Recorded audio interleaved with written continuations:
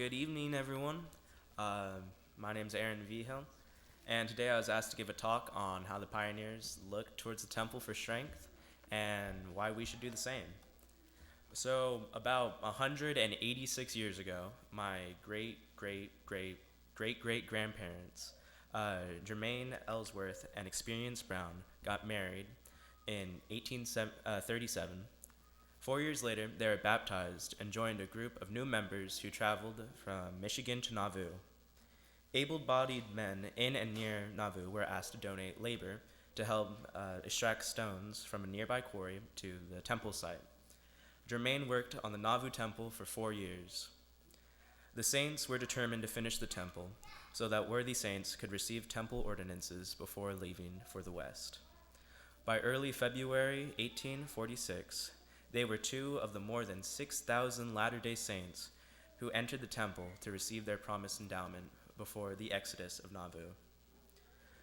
Brigham Young requested Germain to remain as a clerk in Canesville, Iowa.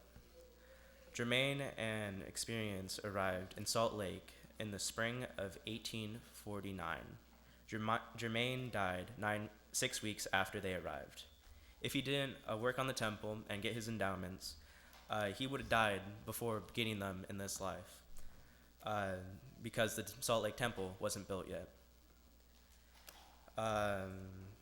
Most of the saints spoke in reverent awe of the experience and felt repaid for their sacrifice they made to the contribution of the construction of the temple.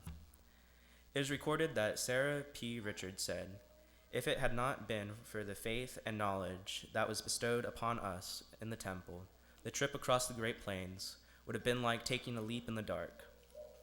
In the talk, Eternity Lies Before Us, it says, "As the pioneers had a large vision in their daily challenge for survival, so also we need to have a greater vision and understanding of the eternal destiny.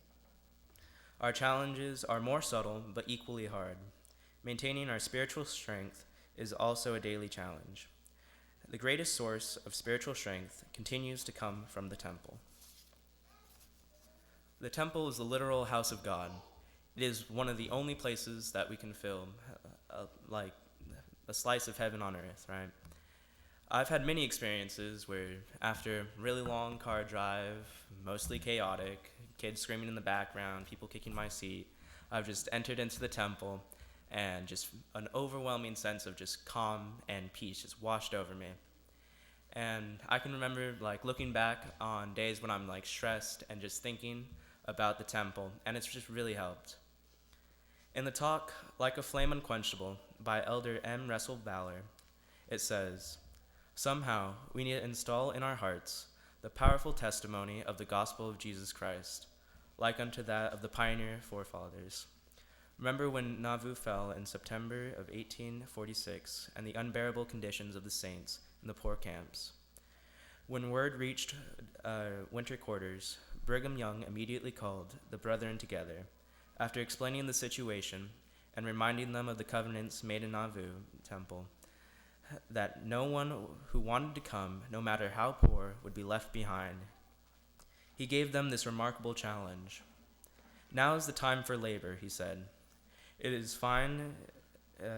Let the fire of conviction, which you've made in the house of the Lord, burn in your heart like a flame unquenchable."